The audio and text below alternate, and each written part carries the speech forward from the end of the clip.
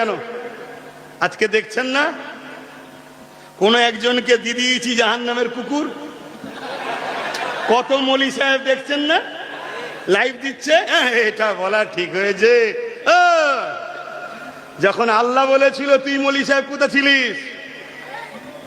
যখন রোজার মাসে ওই জাহান্নামের কুকুরটা গরিবের ইফতার গুলো ভেঙেছে, গরিবের ঘর গুলো ভেঙেছে, গরিবের কল ভেঙেছে, রোজার মাসে নিরীহ নিরীহ মুসলমানদের ঘর বাড়ি ভেঙে দিয়েছিল, রোজার মাসে নিরীহ মুসলমানদেরকে উচ্ছেদ করে দিয়েছিল, বাচ্চা বাচ্চা ছেলেদের ঘরে এখন রোজার মাসে মেরেছিল। 2021 মনে পড়ছে এই জাহান্নামের কুকুর যখন মুসলমানদের উপরে জুলুম করছিল। এই মুনাফিক বক্তা মৌলী সাহেব, তুই তখন কোথায় ছিলি যে জুলুমটা অন্যায় হচ্ছে? ও দালাল, ভাড়া পাও না দালাল মৌলী সাহেব, তাই তো? ভাড়া পাও, ভাড়া। তাহলে কড়া ডোজ না দিলে এই দালাল গুলোকে চেনা যেত, এজন্য একটু কড়া দিই। কিন্তু ভুল বলেছি কি না, জাহান্নামের কুকুর বলা যাবে না। মাদ্রাসা রয়েছে এখানে, মৌলানা সাহেবরাও রয়েছে, তিরমিজি শরীফের হাদিস, ইবনে মাজাহ শরীফের হাদিস, মিশকাত শরীফও আছে। আল্লাহ নবী খারিজিতে করে জাহান্নামের কুকুর বলেছে। শুনছেন আমার কথা? আল্লাহ নবী। তাহলে আমার বিরুদ্ধে যারা কলম ধরছে মূলত কোন জায়গায় কলমের খোঁচা মারছে বুঝতে পারছেন? হ্যাঁ, জাহান্নামের কুকুর বলেছে, ঠিক এই ভাষাটা খারিজিতে করে জাহান্নামের কুকুর। শুনছেন তো নাকি?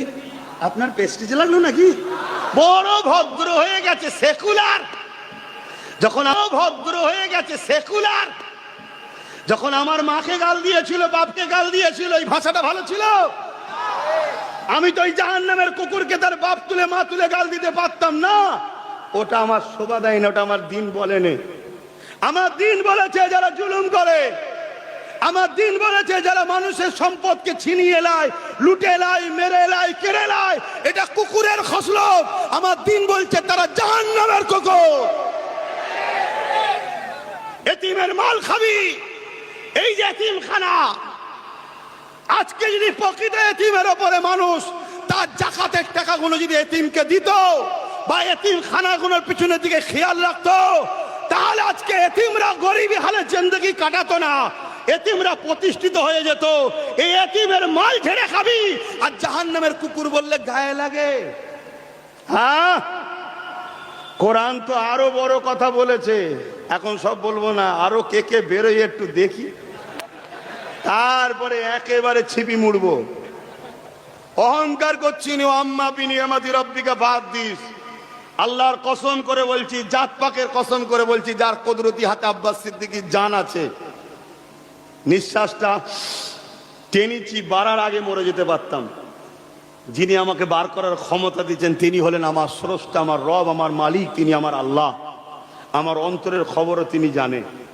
অবশ্যই আমার মকসাদ একটাই, সবাই সবার ধর্ম করছে, সবাই সবার নিয়ে আছে, আমার কোনো আপত্তি নেই।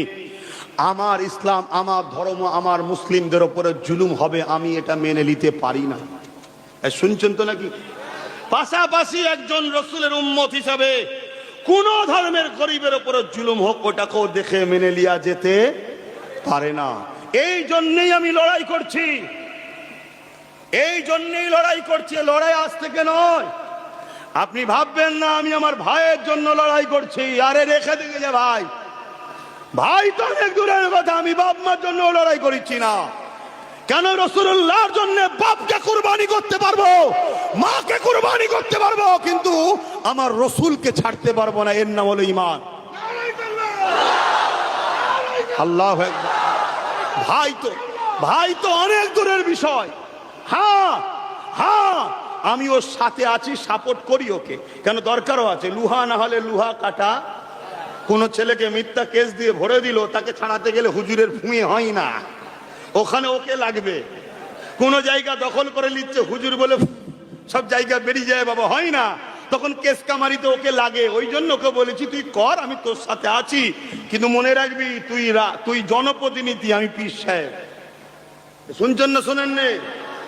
কিন্তু কিছু মুনাফিক এক জায়গায় গুলিয়ে দিবার প্ল্যান করছে, যাতে করে আব্বাস সিদ্দিকীকে গুলিয়ে দিয়ে সরল প্রাণ মানুষগুলোকে কাছে আমাকে খারাপ করতে পারে।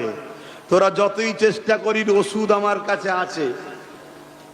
কেউ কেউ বলছে আব্বাস সিদ্দিকী ও তোর ধর্মীয় জলসায় রাজনীতি করে। কেন ভাই? নেই যে কথাগুলো বললাম, আচ্ছা এটা রাজনীতি হলো?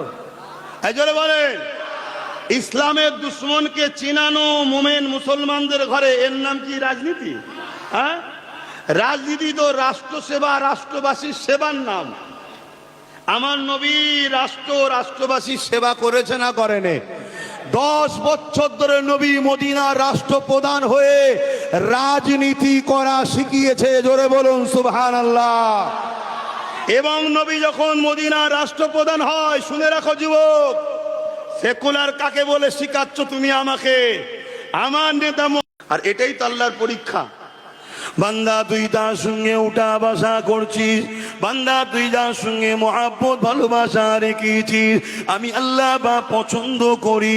তুই দুনিয়া জীবনে কারবার করবি, দুনিয়া জীবনে ব্যবসা বাণিজ্য করবি, দুনিয়া জীবনে তুই দল করবি, রাজনীতি করবি, দুনিয়া জীবনে তুই বন্ধুত্ব করবি, আত্মীয়তা করবি।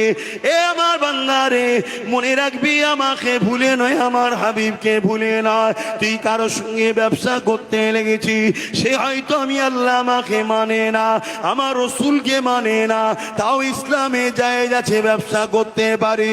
কিন্তু যখন দেখবি ও আমার হাবিবের বিরোধী করতে লেগেছে, ওই সময় আর তার সঙ্গে সম্পর্ক রাখা যাবে না, কারণ ও মানে না, ও আমার কাছে জবাবটা দেবে।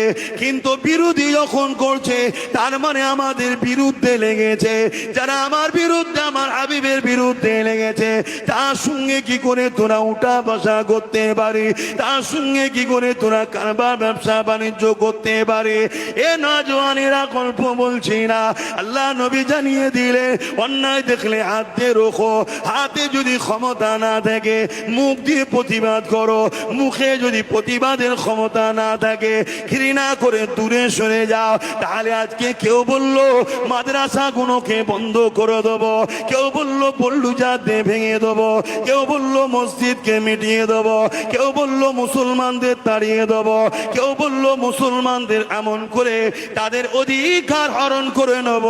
আবার কেউ বললো মাদ্রাসার বাচ্চা দিওকে খাবার দিয়ে হবে না, রাস্তার কুকুরের বাচ্চা খাবার পায় ওই মিড ডে খাবার মাদ্রাসার ছেলেদের দেওয়া হবে না।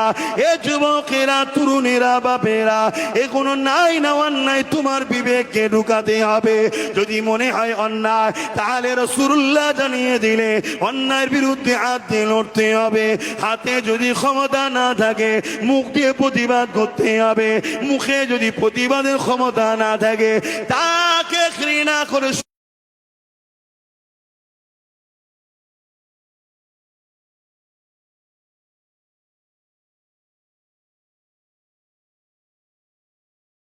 যেতে হবে। এটাই হলো ইমানের বৈশিষ্ট্য। তবে শেষ নম্বরটা হলো ইমানের বড় দুর্বল, কমজোরি।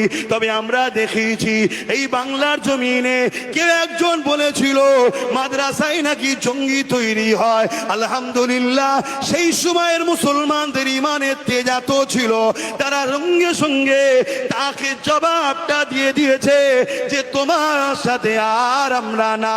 কিন্তু দুঃখের বিষয়, আজ আমাদের মসজিদের ইমাম খরিদ করা হয়েছে, আজ আমাদের মুআল্লার আলেম খরিদ করা হয়েছে, আজ আমাদের সমাজের পীর পীরজাদা বিক্রি হয়েছে, আজ আমাদের সমাজের ইমাম বিক্রি হয়ে গেছে। এই এত বড় বড় কথা বলা হয়, কোন এক জালিমকে আমাদের আল্লাহ বলা হচ্ছে, তারপরও সেই জালিম সন্ত্রাসদের ঘরে মুসলমান এখনো একরে ধরে রেখেছে। এ যুবকেরা, তরুণেরা, এই সমাজে এমনও কথা শোনা যায়, কোন একটা ব্যক্তিকে বলে আল্লাহর অংশ, এরপরও সেই জাহান্নামীদের সঙ্গে আমার মুসলিম ছেলেরা এখনো দল করছে। বড় দুঃখ লাগে, বড় কষ্ট লাগে। কেউ এই সমাজে বলতে লেগেছে যে এমন করে দেখা যায় সব কিছু শেষ হয়ে যাবে, এমনকি কোরআনও শেষ হয়ে যাবে, আমার উন্নতি শেষ হবে না। এই জাহান্নামীর সঙ্গে এখনো মুসলমান কি করে মিশে থাকতে পারে? এটা আমাদের জন্য বড় চিন্তার বিষয়। কিন্তু এই চিন্তা আমাকে বড় কাঁদাচ্ছে। এই চিন্তা আমাকে বড় ভাবাচ্ছে। কি জন্যে ভাবাচ্ছে? আমার মনে হয় এই গাফলতি আল্লাহর আযাবের শিকার আমরা হব, এই গাফলতি আল্লাহর পক্ষ থেকে গজবের শিকার আমরা হব, এই গাফলতি আল্লাহর পক্ষ থেকে আসমানি মার আমাদের উপরে হবে। তাই আমি একজন আলেম হিসাবে, একজন নবীর ঘরের সন্তান হিসাবে, একজন জবানার মুজাদ্দিদের খুন হিসাবে আর ধর্মসভা থেকে বলে দিয়ে যায়, কেউ যদি রাজনীতির প্ল্যাটফর্ম ব্যবহার করে রাজনীতির ক্ষমতা দিয়ে আমার দিনকে মিটাতে চায়, তাহলে উলামাদের দায়িত্ব হবে মসজিদের মেম্বারে দাঁড়িয়ে, পীরের দায়িত্ব হবে খানকায় বসে, আলেমের দায়িত্ব হবে নবীর মেম্বারে বসে ওই জালিম অত্যাচারী রাজনীতির দলের নেতাদের বিরুদ্ধে আওয়াজ তোলা। যদি আওয়াজ না তুলতে পারো রাসূলুল্লাহর কথা অনুযায়ী, তার মধ্যে ঈমান নাই।